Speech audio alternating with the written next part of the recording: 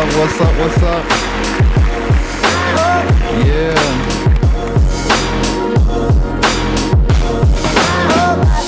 Let's give a round of applause for our guest.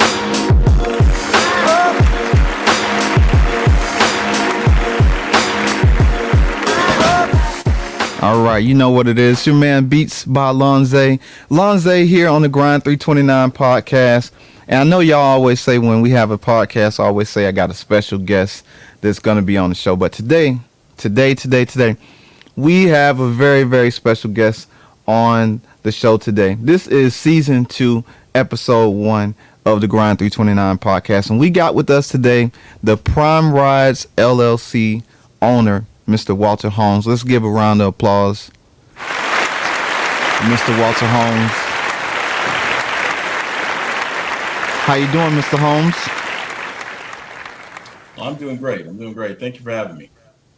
Yes. No problem. Now, tell me what Prime Rides is and what it is all about. So, well, Prime Rides is a black car service up in the DMV area, the DC, Maryland, Virginia area. And so, what we do, we like most black car service, we give you executive service. The difference between Prime Rides and most black car services is that our prices are much more competitive.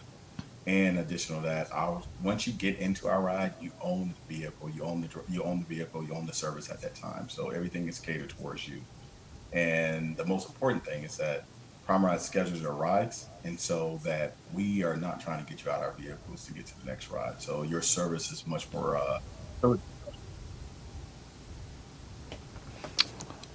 Awesome.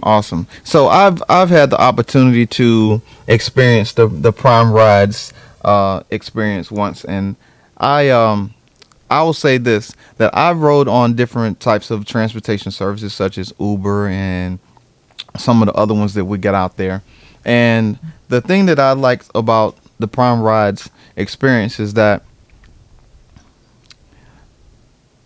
being in the vehicle with the person that's driving, they were um, very observant of my needs. They asked me questions about my day, got me to my destination on time and on point. And I didn't have to worry about being hot. The climate in the car was great. I didn't have to worry about asking them to let the windows down if it was too much air, or it was the ride was adjusted straight to my preference and to my needs. And again, the thing that I liked about the company and the ride was that you were on time. I got to my destination on time and early, and I didn't have to worry about whether we were behind on traffic or I was not going to make my destination. So, tell me, why did you decide that this type of customer service was going to be one of the priorities with your business? How did you come up with that being one of your number one things? So I would say that coming with this idea is that like there should be, whenever you pay for something, you should always get the best. And that's just the way I've always been in life. It's not always about the item the item I purchase, or it's more likely that the service that you get is what's going to get people to come back. And so that's what I wanted to put into the business. I always tell everybody, when you drive a Prime Ride, you're not a customer, you're a client, because I know that we're going to continue on service. We're going to continue on servicing your needs or your wants at that time. And so I wanted to make sure that anyone that rides with Prime Ride is always getting the best service, because you should not get lackluster service if just because you didn't pay a premium price. And so that's one of the things that we came up and came into. And I don't ever really use the competitor thing. The market is the type of market we're in is very different. So there's really no competitors, but other people that's in the same market or in the industry that we're in, their service don't really speak for their customers. One thing that you said that when you rode with us before, that you got great service, and I'm happy to hear that. That's what ultimately what we strive for.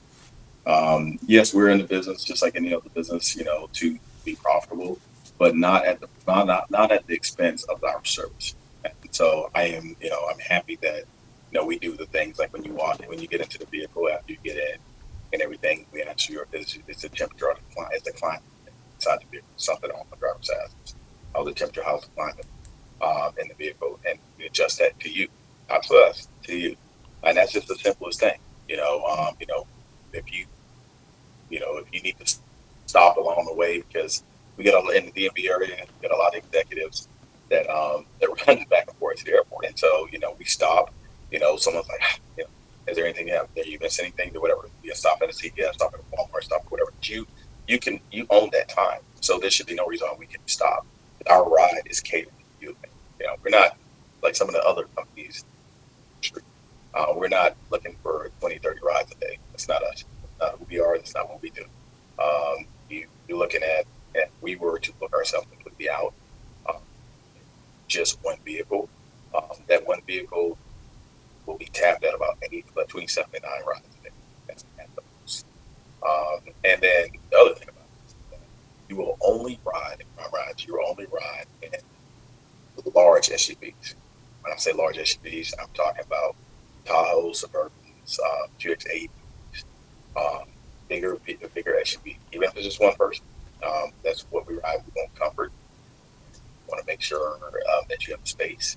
And, that's just something that we do. With our business.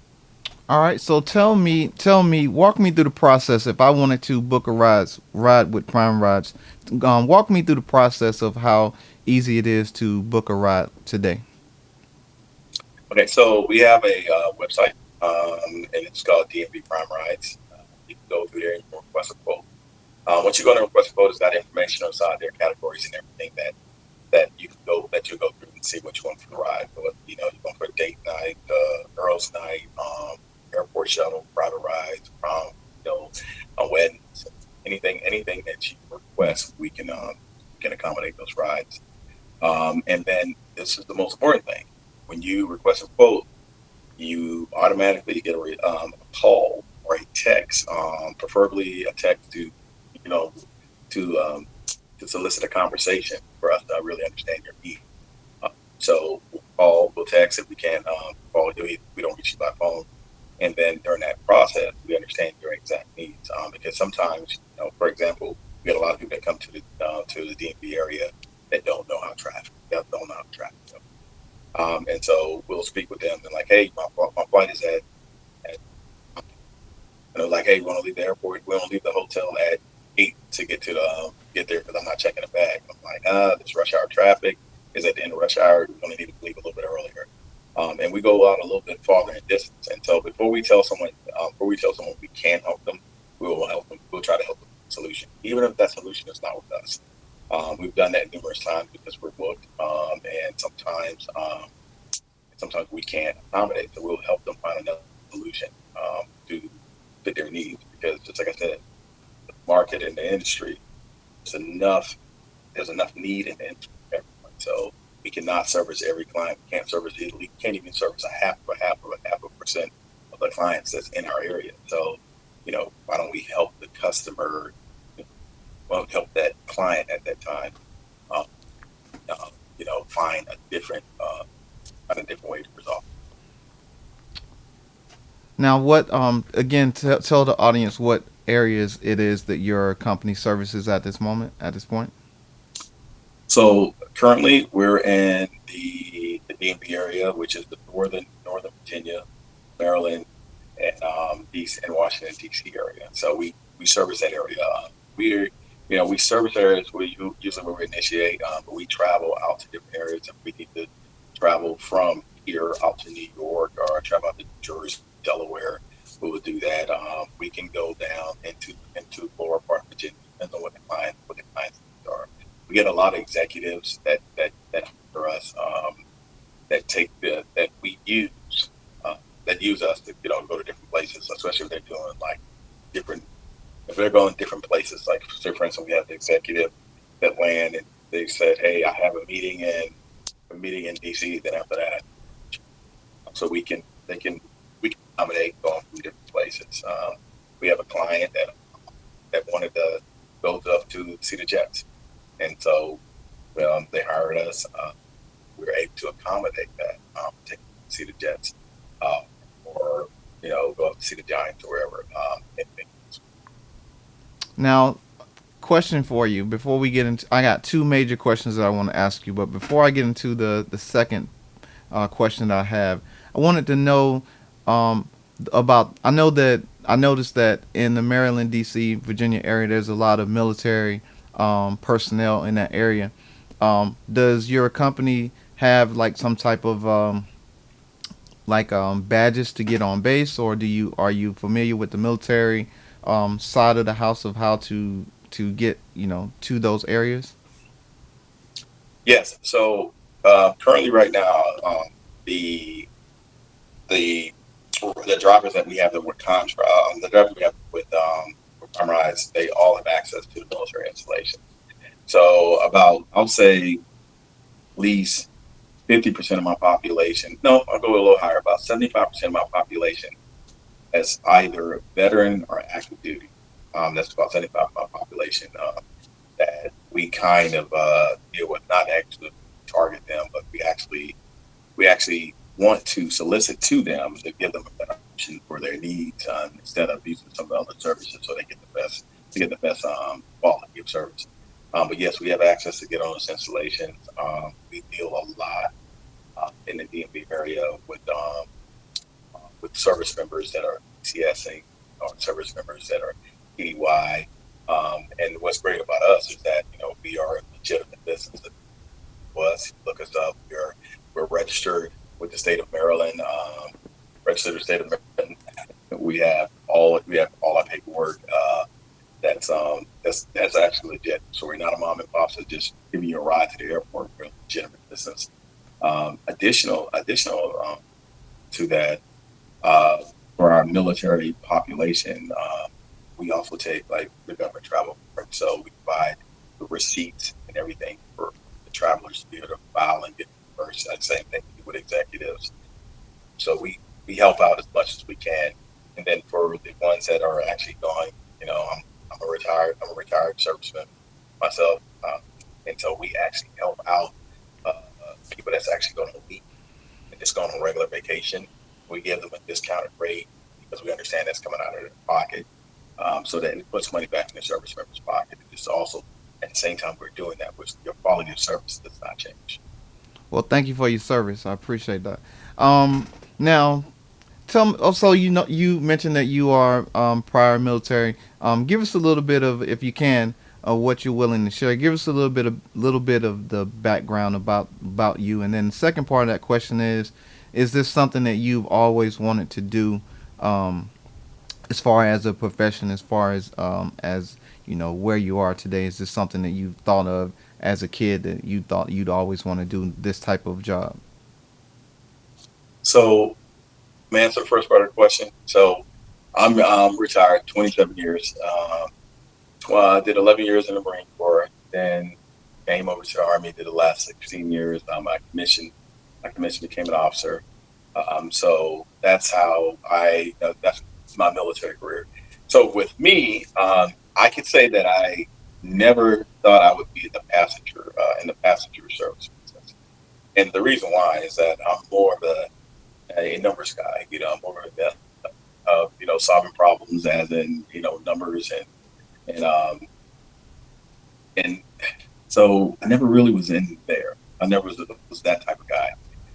But when this business, when my wife, she was saying, Walter, you're always talking about opening up a transportation company and everything, and you love speaking with people, you love helping people, you love doing things for people. Well, you ever thought about doing this? And so me, I'm the kind of guy. Let me think. Let me think. Okay, and then it didn't take long. It took me about 4 or 6 hours, and it was like, there's a way. There's a way that this could work, and then we're in the market for it. I do a market analysis for almost anything. So sample the market, and then just seeing how it would work. Did some research before I actually move forward with it. Look at the cost analysis and look at everything else with it. And so, like, there's a need for it. Plus, with me being retired, which is totally different from almost anyone else who want to get into entrepreneurship. I have residual income that's coming in. So that's what the difference is that I can actually focus and put whatever the business, make 100% back into the business because I don't use the money to pay bills. That's the reason my rates were more competitive than the other people that's in the business. It's because I have a residual income coming in. So that's why my quality of service doesn't match my price point. Because we look at other people at price points, their prices are at least 45%. I did an analysis. It's 45% higher than what my prices are. Um, you look at for the quality of service that's in the same in the same group. Um, but that's how I actually came to it. It's like looking to see something. She brought it to my attention, and it's been running. It's been running since then. It's been doing well. I'll tell you this: in the first 30 days, I never thought, I never thought in my mind that it would have picked up as well as picked up. In the first 30 days, and we've been in business now for some months now, and it has been doing really well. I have not done as much marketing. I have not done as much advertising as I could have. Uh, but the demand for the service and just getting just the referrals and everything, and then the table talk about our business has brought us plenty of clients, and we're always looking for more and more clients, to service. But that's how it took off. Now, what I was really going into is that I'm in, on the freight and on the freight side. That's where I was going to. That's where I was going to transition stuff in a little bit of part of freight. But this opportunity opened itself, and we love it. We're building an amazing brand. Every customer matters. We're a small brand. But that's where we're going to be. And you had a second part of the question. You said you asked me. Never thought. I always thought I would be here. Was the Hmm. second part of the question. Yeah, the second part of the question was, growing up, was this something that you thought you'd end up doing, like owning a business, running a company, having the fleet that you have, and employees and all that kind of stuff? Was this something that you dreamed, that was it on your radar, or something that you thought you'd do? So I would be honest with you. No, no. I'm from a small town, South Carolina. I didn't think of growing up and owning a business. I thought that growing up you had to work. I had to work, and then when you work, you get done working, you're going to get your pension and retire. So I did that part with the military. I worked and I got a pension. I'm retired. But that's what I always thought. But then after I was in the military and tried to get yours and everything, I was like, hey, owning your own business. I said, owning your own business is a great opportunity for your own ownership.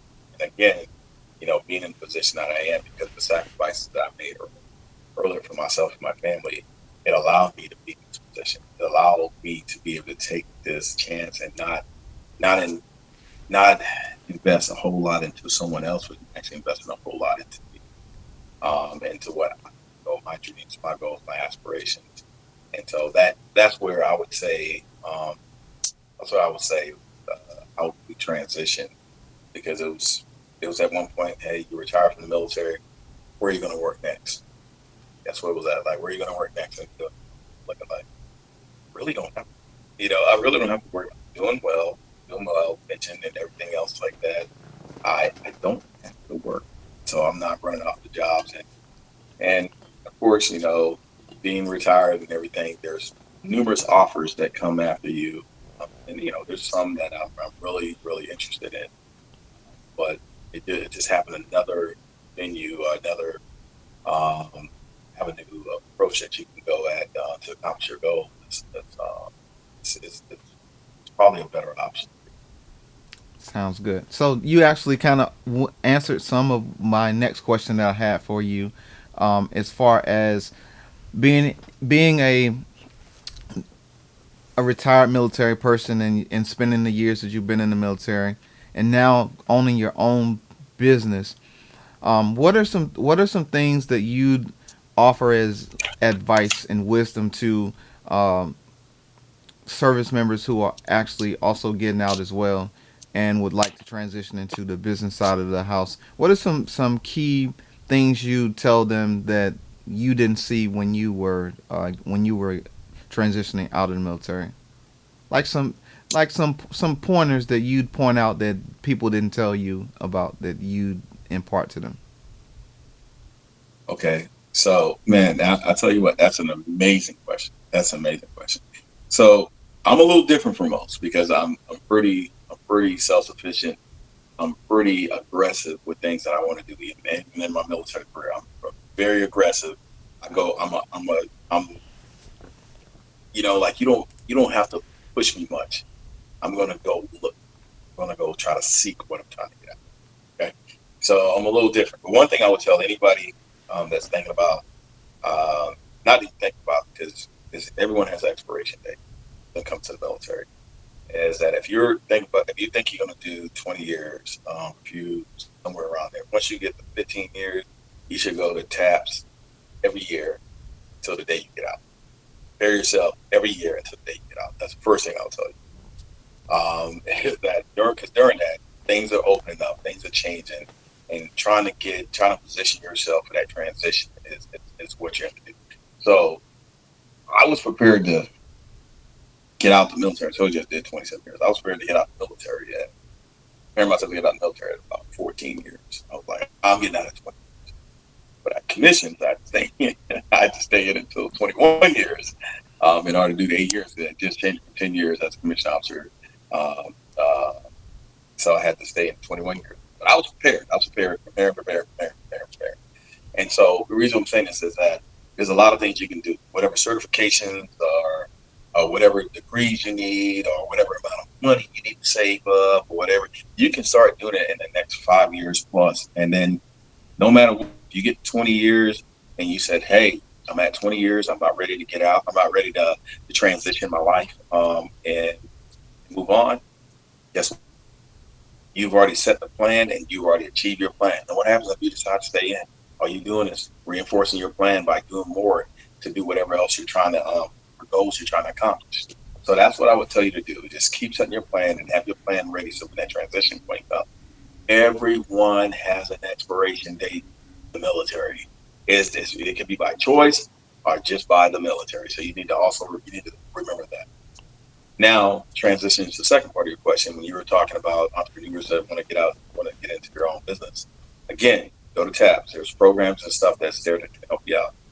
But one thing I would tell you is this right here: if you go back to your town and you go back to where you raised up, and you go back and you walk through your town, you see all these different businesses opening up. They'll open up, and the next thing you know, they'll close. Not because they had a bad product, whatever the problem was. It's just that they didn't understand business. Business is not just about just, oh, let me go and make some money. So no, there's the things you got to do. You got to realize the financial aspect of business and making it realistic. You Mm-hmm. got to understand your market. And the number one reason I feel that most businesses fail is that they don't understand their market. So you have, like me, I'm from a small town in South Carolina, and South Carolina. Um, and I've seen numerous people that had opened up different businesses, but their businesses just didn't work. It's because you got to look at the market. So could I take my business as in Prime Rise in Andrews, South Carolina? No, I couldn't. Because Andrews, South Carolina, the market does not support the type of business I want. Now, can I take my business and move to Myrtle Beach, South Carolina and do it? No, I couldn't do it. You know the reason why I couldn't do it at Myrtle Beach, South Carolina? Because at Myrtle Beach, South Carolina, the market just doesn't support it. Myrtle Beach, South Carolina is a transient vacation area. Can I take my business and move to Charleston, South Carolina? Yes, there's offices in Charleston, there's business executives in Charleston. There's a major airport there. There's a lot of corporate office or um, corporate satellite offices that's in there, and people are always flying out. So I look at the airport traffic and everything and see how many people. So I look at how many events they're having in that area. I could do that, and I'm moving in Charlotte or Columbia. Charlotte, I could, but I couldn't move it in Columbia. So there's a lot of things that you have to do. You have to understand your marketing. You have to understand the financial side of it, and you got to understand that you may not make money up front, and then you got to be okay with not making money to have other ways of getting things done. So, but market analysis is, I think, is more important than anything when you're looking at starting a business and everything. And market analysis is not just looking up and say, oh, how many people there, how many people take rides, but you have a specific product that you're trying to tap into a market. How do you brand your product to differentiate you from everyone else in the industry? And then how are you going to pull that out of that market? So market Mm-hmm. analysis. The last thing I'm going to tell you in this right here is that you need a mentor. You have to find a mentor to help you through the process. And if you got a mentor, you should not be paying your mentor. Your mentor should be excited to give you information to help you get to wherever you want to go.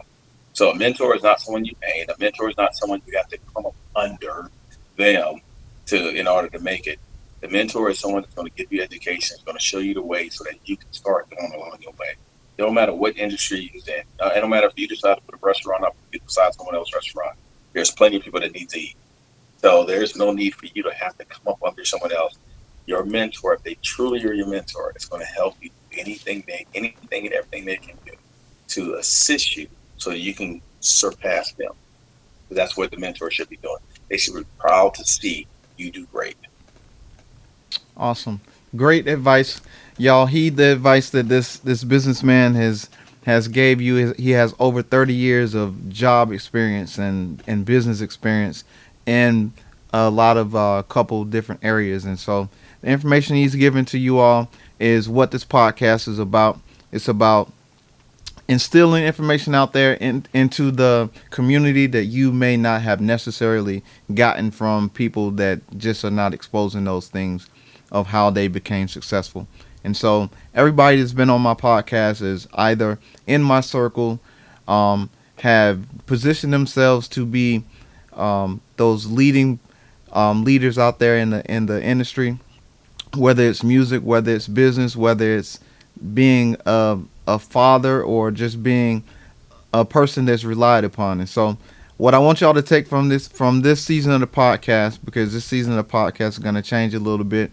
Instead of having more guests, I'm going to be moving more inward and speaking to you all about more of my experiences in my life. And so, while we actually kick off this episode with the actual guest, again, I want you all to be able to take from this experience that no matter where you come from, no matter where you thought you'd be, things may change, and you can still, if you put the work in, you can still be successful. So, any final thoughts that you have that you want to pass on? Anybody you want to thank while you're here on the podcast, and then also the last thing I ask you is social media. If you have any social media that people can follow you on to actually get info or see more of the Prime Ride side on social media. Yes. First of all, I think my God has just given me the strength to just endure, through all these years. And I think my wife just being there, being a partner, and just helping me out throughout the process. But also, I want to thank you. I want to thank you, for partnering up with Prime Rides. Letting us sponsor you and all the great things that you're doing as you're sitting out trying to communicate with our communities that's out there, no matter what that community may be that you're trying to reach. And that's the reason why we partner up with you. You're doing nothing but great things, and you're awesome, awesome, awesome. I mean, always trying to give everyone the most amount of knowledge and tutelage out there so that they can, put inside their kid to equip them to, the walk we call life. So I want to tell you, thank you for all the great things that you're doing, and thank you for all my business out there, friends, and assisting me all the way along. There's been plenty of people that's given me great knowledge about different things as I venture off into doing different things that I'm trying to go. So, but just know that Prime Rides, we are here, and we're here. We don't expect to go anywhere else. We just continuously expect to grow, and without the compromise of our service and other things that we're brand to go to different venues, and different avenues, to just expand upon our business, do great things. So again, grab a mentor from military folks. Go to Tabs, go to Tabs, go to Tabs, go to Tabs, go to Tabs. Just get as much inside here as you possibly can. And besides that, I think that's it. Zay, I do appreciate you again for having me. Do appreciate it. Well, thank you for being here on the podcast, and we want to Let's give a round of applause for our guest. give you a round of applause for being here. Great interview. If you all haven't gave the time to check out, there are Yelp reviews, there are Google reviews on DMV Prime Rides. Again, you can go to DMVPRIMERIDES.com and book your ride. You can also there is also a phone number that you can also contact us at the bottom of the screen. But primary way I'd advise you is DMVPRIMERIDES.com. Go into your internet browser and type that in, and you'll be able to book your ride with Prime Rides today. They also have Facebook, and they also have a YouTube page, which is DMV Prime Rides as well on YouTube. So the social media is out there, the information is out there. You can read the Yelp reviews and see all the people that have put nothing but great comments and had great reviews and remarks of the business model that Mr. Holmes has on DMV Prime Rides. And so it's out there. So, you're not being bamboozled or tricked or any of those sorts of things. It's out there. So if you need a professional transportation service, DMV Prime Rides is it. Again, this is Lonza with the Grind 329 podcast, and this is season 2, episode 1. And with that, we are out of here. So a couple of commercials for our other sponsors. But again, thank you, Walter, for the interview, and thank you for sponsoring my podcast. And again, that is what we got for today. So peace, much love. We'll catch you on the next episode. Hope you've enjoyed the show. If you'd like to sponsor the podcast, contact us at zay2001@gmail.com. The Grind 329 podcast can be found at Buzzsprout, Spotify, Apple and Google Podcasts, and all streaming DSPs. Catch up on our latest podcasts and get up to date. Follow the Grind 329